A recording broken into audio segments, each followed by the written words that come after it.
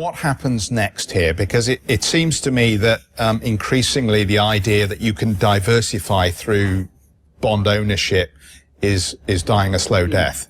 Well, I'm not entirely sure. I think that if we look at monetary history, financial repression is always followed by further financial repression. So what many people see as rates cannot go any lower and this is over and bond yields cannot go any lower actually can happen, unfortunately. And the reason for it is because central banks and governments perceive that the problem of the economy is a demand problem and that there is excess savings. If they believe that there is excess savings, they're going to continue to penalize savings through financial repression, through lower rates, through higher liquidity. So I think that for an investor, the trap not to fall into is the search for yield. Look how quickly it dissolves. It happened with emerging market dollar denominated bonds. It happened with high yield bonds. Be very careful about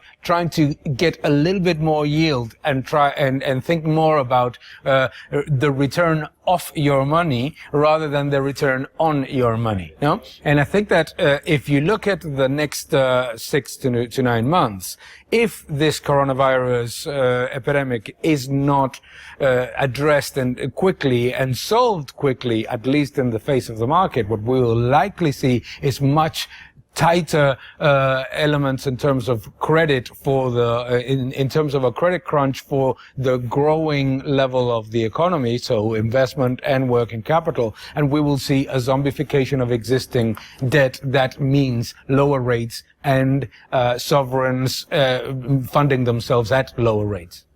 Excellent, Daniel. Thank you very much indeed for that.